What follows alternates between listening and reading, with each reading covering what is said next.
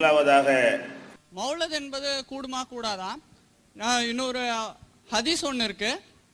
இந்த மாதிரி ஒரு குழந்தை வந்து ரசூல் ஸல்லல்லாஹு அலைஹி வஸல்லம் வந்து புகழலாமான்னு கேட்குது. சரின்னு ரசூல் ஸல்லல்லாஹு அலைஹி வஸல்லம் பர்மிஷன் கொடுத்தா ஒரு ஹதீஸ் ஒன்று இருக்கு. அப்புறம் இப்போ வந்து குரான்ல இன்னொரு ஆயத்து ஒன்று இருக்கு, இத்தூதரை நீங்கள் கண்ணியப்படுத்துங்கன்னு சொல்லி. அப்படின்னா நாங்கள் எப்படி கண்ணியப்படுத்துறது? அதை பற்றி கொஞ்சம் அவர் என்ன கேட்குறாருன்னா, மௌலுது ஓதுறாங்களே, இதை பற்றி இஸ்லாம் என்ன சொல்கிறது? இது அடிப்படையான கேள்வி. அதில் துணையாக அவர் 2-3 ஆதாரங்களை சொல்லி கேட்குறாரு. என்ன கேட்குறாருன்னா, நபிகள் நாயகம் ஸல்லல்லாஹு அலைஹி வஸல்லம் அவங்க காலத்தில் ஒரு சிறுமி வந்து பர்மிஷன் கேட்கும் பொழுது புகழ்ந்து பாடுவதற்கு பர்மிஷன் கொடுத்துருக்குறாங்க.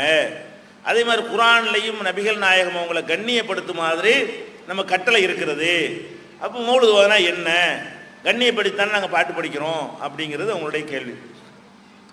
முதல் விஷயம் என்னன்னு கேட்டால், நபிகள் நாயகம் ஸல்லல்லாஹு அலைஹி வஸல்லம் அவங்களை கண்ணியப்படுத்தணும் என்பதை எவனாவது மறுப்பானையானால் அவன் இஸ்லாத்தை விட்டு போயிடுவான். நபிகள் நாயகம் ஸல்லல்லாஹு அலைஹி வஸல்லத்தை கண்டிப்பாக கண்ணியப்படுத்த வேண்டும், கௌரவப்படுத்த வேண்டும். நம்ம தாய் தந்தை சொந்தம் பந்தம் உலகத்தில் உள்ள அத்தனை பேரை விடவும் முதலிடத்தில் வைத்து என்ன செய்யணும், அவங்கள நம்ம வந்து மதிக்க வேண்டும். அதுல எல்லாம் யாருக்கும் மாற்று கருத்தை இருக்கக்கூடாது. இருந்தால் அவர் முஸ்லீமா இருக்க முடியாது. நபிகள் நாயகம் ஸல்லல்லாஹு அலைஹி வஸல்லம் அப்படித்தான் சொல்றாங்க, லா யூமின் அஹதுக்கும் ஹத்தா அகூன அஹப்ப இலைஹி மின் வலதிஹி வ வாலிதிஹி வன்னாஸி அஜ்மஈன். இந்த உலகத்தில் உள்ள மக்களை விட, தாயை விட, தந்தையை விட என்னை அவன் வந்து நேசிக்காத வரை அவன் மூமினாக ஆக முடியாது. இப்படி எல்லாம் நபிகள் நாயகம் அவங்க சொல்லி இருக்கிறாங்க. ரசூல் ஸல்லல்லாஹு அலைஹி வஸல்லத்தை கண்ணியப்படுத்துற மேற்றே கிடையாது, கண்ணியப்படுத்தி ஆக வேண்டும். அதே மாதிரி நபிகள் நாயகம் ஸல்லல்லாஹு அலைஹி வஸல்லத்தை கண்ணியப்படுத்தி பாடலாமான்னு கேட்டால் நல்லா பாடலாம், பாடுவதும் தப்பு கிடையாது. ஏன், அவர் சொன்ன ஹதீஸ்ல ஆதாரம் இருக்கிறது இல்லையா? நபி ஸல்லல்லாஹு அலைஹி வஸல்லம் ஒரு கல்யாணத்துக்கு போவாங்க. போகும்போது இந்த சிறுமிகள் எல்லாம் பாடல் படித்து கொண்டு, அவர் சொன்ன ஹதீஸ் தான், சிறுமிகள் எல்லாம் சேர்ந்து ஒரு பாட்டு படிச்சுக்கிட்டு இருப்பாங்க. நபி ஸல்லல்லாஹு அலைஹி வஸல்லம் வந்தவன என்ன செய்வாங்கன்னு கேட்டா, அந்த பாட்டை நிறுத்திட்டு வேற பாட்டு படிப்பாங்க. என்ன பாட்டு படிப்பாங்க?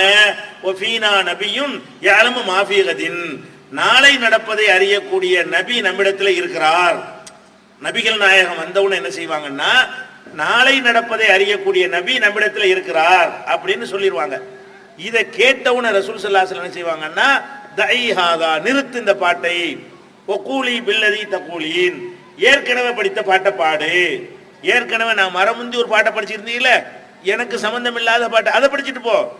என்னைய புகழ்ற என்ற பெயர்ல நாளை நடப்பதை இவர் அறிவார்னு படிக்கிறிய, அதை நிறுத்துன்றாங்க.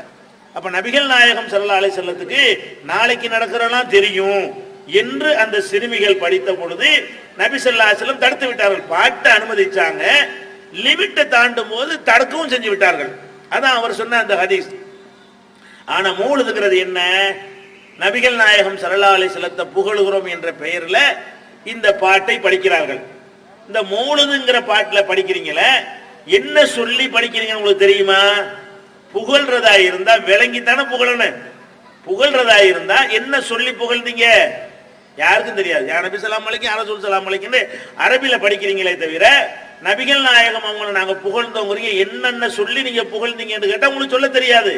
ஏன், உங்களுக்கு தெரியாத பாஷையில் அது எழுதப்பட்டிருக்கிறது. அதுல என்னவெல்லாம் இருக்கு தெரியுமா?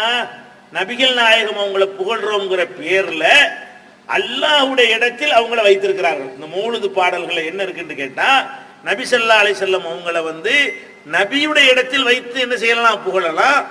உலகத்தில் உள்ள எல்லா மனிதர்களை விடையும் மேல வைத்து அவங்கள புகழலாம். அல்லாஹ்வுடைய இடத்துல வச்சு புகழலாமா? புகழக்கூடாது. அல்லாஹ்வுடைய இடம் தனி, அந்த இடத்தை யாருக்கும் கொடுத்துட முடியாது. மௌலுது பாடல்கள்ல வந்து அல்லாஹ்வுடைய இடத்தை யாரு கொடுத்திருக்கிறாங்க? நபிகள் நாயகத்தை கொடுத்திருக்காங்க. எப்படிலாம் கொடுத்திருக்கிறாங்க? இந்த யா நபின்ற ஒரு முதல் பாடல் இருக்கு பார்த்தீங்களா, அதுல என்ன வருதுன்னு கேட்டா, அந்த கஃபாருல் ஹதாயா, நபியே நீங்க தான் எங்க பாவத்தை மன்னிக்கிறவங்க. யா நபின்னு கூப்பிடுறான். யா நபின்னு கூப்பிட்டு என்ன சொல்றான், அந்த கஃபாருல் ஹதாயா, நீங்க தான் எங்க பாவத்தை மன்னிக்கிறவங்க. அந்த சத்தாருல் மசாவி, எங்க தப்புகளை எல்லாம் மறைக்க கூடியது நீங்க தான். ரப்பி, அது மாதிரி என்ன செய்யறாங்க, கஃபிரு அன்னி துனூபி, என் பாவத்தை எல்லாம் நன்மையா நீங்கள் மாத்தி விடுங்கள். வஃபுலி அன் செய்யாத்தி, என் தவறுகளை எல்லாம் நீங்கள் வந்து அலட்சியப்படுத்தி விடுங்கள் என்று யார்கிட்ட கேட்கிறான்? இந்த மௌலுது பாடல்ல நபிகள் நாயகம் ஸல்லல்லாஹு அலைஹி வஸல்லம் அவங்கள கூப்பிட்டு எங்க பாவத்தை நீங்க மன்னிங்கங்கிறான். இதுக்கு மார்க்கத்தில் அனுமதி இருக்குதா? அல்லாஹ் குர்ஆன்ல என்ன சொல்லி காட்டுறான்? உமை யக்ஃபிரு ஸுனூப இல்லல்லாஹ். அல்லாஹ்வை தவிர யாருக்கு பாவத்தை மன்னிக்க இயலும்னு அல்லாஹ் கேட்கறான். பாவத்தை மன்னிக்கிறதா இருந்தா அது அல்லாஹ்வுக்கு தான் முடியுமே தவிர, அதிகாரம் இருக்கே தவிர அல்லாஹ்வுடைய ரசூலுக்கே அந்த அதிகாரம் கிடையாது.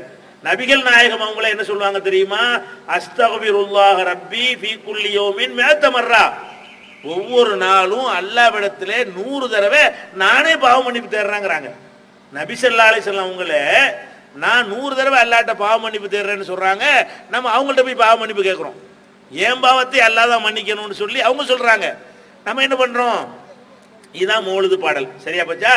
அதே மாதிரி ஒவ்வொரு பாடல்களை எடுத்து பார்த்தீங்கன்னா, அந்த மௌலிதுல வர்ற வரிகளை எடுத்து பார்த்தீங்கன்னா, நீங்க தான் ரிசுக்கு தர்றவங்க, நீங்க தான் நோய் தீர்க்கிறவங்க, உங்களை பார்த்தாலே நோயெல்லாம் பறந்து போயிடும், உங்களை பார்த்தாலே வறுமையெல்லாம் ஓடி போயிடும், இந்த மாதிரி எல்லாம் என்ன செய்யறாங்க? அந்த மௌலிது கிதாபுகள்ல பாடலை எழுதி வச்சிருக்கிறாங்க. இது கண்ணியமா? அல்லாஹ்வுடைய கண்ணியத்தை கொண்டு நபிக்கு கொடுக்க முடியுமா?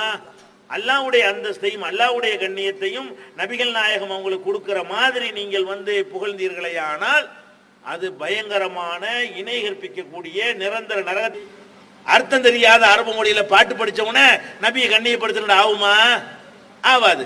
இதுல அரசியல்வாதிகள் செத்து போன ஆளுகளை பாராட்டுவாங்க, அந்த மாதிரி உள்ளது. அண்ணாதுரையை பாராட்டுவான் ஒருத்தன், எம்ஜிஆரை பாராட்டுவான் ஒருத்தன், காமராஜரை பாராட்டுவான் ஒருத்தன். அவங்க எல்லாம் அந்த அந்த தலைவர்கள் கூட பின்பற்ற மாட்டாங்க, சும்மா சொல்லிக்கிறது. ஒரு குறிப்பிட்ட நாள்ல என்ன செய்யறது? அவங்கள ஒரு பாட்டை போட்டு விட்டு நாங்களும் கொண்டாடிட்டோம், அண்ணா பிறந்த நாள், எம்ஜிஆர் பிறந்த நாள், காமராஜர் பிறந்த நாள், காந்தி பிறந்த நாளுமாங்க. அந்த மாதிரியா ரசூலுல்லாஹ் 24 மணி நேரம் 365 நாள் அவங்கள நீங்க கண்ணியப்படுத்தணும், அவங்கள ஃபாலோ பண்ணணும்.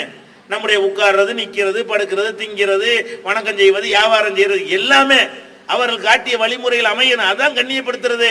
அதை செஞ்சுட்டான்னு சொன்னா அவன் நபியை ஒழுங்கா புகழ்ந்துட்டான்னு அர்த்தம். அவங்களுடைய எல்லா கட்டளையும் மீறான், ஒன்ன கூட பேட மாட்டேங்கிறான், கல்யாணத்தை ஆடம்பரமா பண்றான், இல்லாத விதத்துக்களை எல்லாம் செய்யறான், வியாபாரத்தில் நேர்மையா இருக்க மாட்டேங்கிறான், வருஷத்துக்கு ஒரு காய் அவனையாவது கூட்டி வச்சு மௌலிது வைத்தோம்னா நம்ம தப்பிச்சுக்கலாம் நினைக்கிறான். இதா கண்ணியம்? அதனால கண்ணியப்படுத்துறதுங்கிற ஒரு போர்வையை போத்தி கொண்டு இந்த தப்பை நியாயப்படுத்துகிறார்கள். இது அல்ல கண்ணியம். நாம சொல்லக்கூடிய அவங்களை பின்பற்றுவதுதான் சரியான கண்ணியம். இதை விலை கொள்ளுங்கள். மௌலிது என்பதுக்கு இஸ்லாத்துல ஆதாரம் கிடையாது. அது பிதஅத், வழிகேடு, நரகத்துல சேர்க்கும்.